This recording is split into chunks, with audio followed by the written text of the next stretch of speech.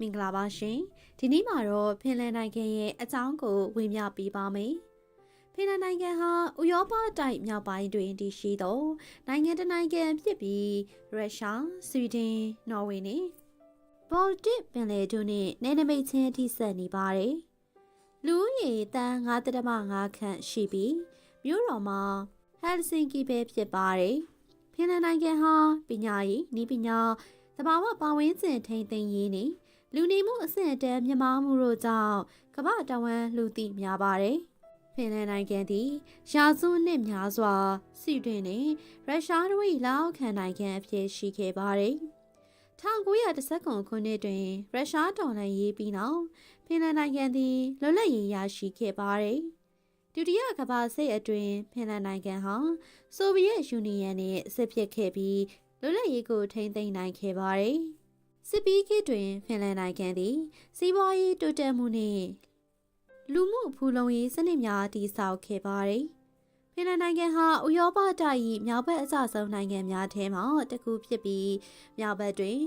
လာပလန်ဒေသတည်ရှိပါတယ်။နိုင်ငံ၏90%ခန့်မှာတစ်တော်များဖြင့်ဖုံးလွှမ်းနေပြီး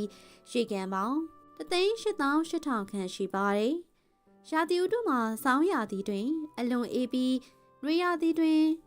နေ့တာရှိလျာကနေဝင်ချိန်မရှိသောတကောင်ရန်ဒီကိုမြောက်ဘက်ဒေသများတွင်မြင်တွေ့နိုင်ပါတယ်။ဖင်လန်လူမျိုးများဟာသူတို့ရဲ့ရိုးရာယဉ်ကျေးမှုကိုအလေးထားပြီးစာမိလူမျိုးများဟာလာပလန်ဒေသတွင်ရှေးရိုးဓလေ့များကိုထိမ့်သိမ်းထားကြပါတယ်။ဖင်လန်နိုင်ငံရှိဆော်နာများဟာကြော်ကြားလာပါတယ်။နိုင်ငံတွင်ဆော်နာပေါင်း2 သန်းခန့်ရှိပြီးလူဦးရေထက်ပိုများပါတယ်။ဖင်လန်နိုင်ငံရဲ့ရိုးရာပုံမြင်များတွင်ကလေးဝရကဗျာရှိသည်ထင်ရှားပြီးဖင်လန်ရိုးရာယဉ်ကျေးမှုကိုထင်ဟပ်စေပါတယ်။ဖင်လန်နိုင်ငံသည်နည်းပညာတွင်အလွန်တိုးတက်ပြီးနိုကီယာကဲ့သို့သောကမ္ဘာကျော်ကုမ္ပဏီများပေါ်ထွန်းခဲ့ပါတယ်။ဖင်လန်နိုင်ငံရဲ့စီးပွားရေးဟာနည်းပညာသစ်တောတတုတူးဖော်ရေးနှင့်စက်မှုလုပ်ငန်းများအပေါ်အခြေခံထားပါတယ်။ဖင်လန်နိုင်ငံပညာရေးစနစ်ဟာကမ္ဘာတဝန်းတွင်ထိပ်တန်းမှရပ်တည်နေပြီးကျောင်းသားများကိုစာမေးပွဲဖိအားများမှကင်းဝေးစေကာလက်တွေ့ဘဝတွင်အသုံးချနိုင်သောစွမ်းရည်များကိုဦးစားပေးသင်ကြားပါတယ်။ပညာရေးဟာအခမဲ့ဖြစ်ပြီးမူလတန်းမှတက္ကသိုလ်အဆင့်အထိနိုင်ငံတော်မှထောက်ပံ့ပေးထားတာပဲဖြစ်ပါတယ်။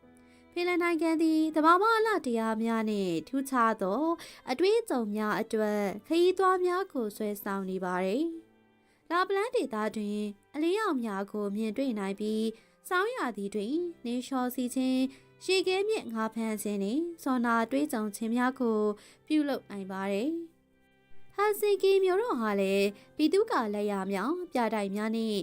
ယဉ်ကျေးမှုအမွေအနှစ်များဖြင့်ထင်ရှားလာပါတယ်။ဖင်လန်နိုင်ငံသည်သဘာဝအလှတရားယဉ်ကျေးမှုအမွေအနှစ်နှင့်ခေတ်မီတိုးတက်မှုများကိုပေါင်းစပ်ထားသောနိုင်ငံတစ်နိုင်ငံပဲဖြစ်ပါတယ်။ပညာရေးနည်းပညာနှင့်လူနေမှုအဆင့်အတန်းမြင့်မားမှုတို့ကြောင့်ဖင်လန်နိုင်ငံဟာကမ္ဘာတဝန်းလူသိများပြီးလေ့လာစရာနိုင်ငံတစ်ခုအဖြစ်ရပ်တည်နေပါတယ်။ဖင်လန်နိုင်ငံဟာတဘာဝနှင့်လူသားတို့ရဲ့ဟန်ချက်ညီမှုကိုဖော်ပြနေသောနိုင်ငံတစ်ခုပဲဖြစ်ပြီးကမ္ဘာနိုင်ငံများအတွက်စံနမူနာတစ်ခုအဖြစ်ရှိနေပါတယ်။ဒီနေ့ဗီဒီယိုလေးကိုတော့ဒီမှာပဲအဆုံးသတ်ပြစီရှင်။ကျွန်တော်တို့ရဲ့ကိုတူတာ channel လေးကိုလည်း like and subscribe လုပ်ပြီးခဲ့ကြဖို့မမေ့ပါနဲ့အောင်နော်။ကြည့်ရှုသူအပေါင်းစိတ်ချမ်းသာခြင်းနဲ့ကိုယ်ဤကျန်းမာခြင်းတို့နဲ့ပြည့်စုံကြပါစေရှင်။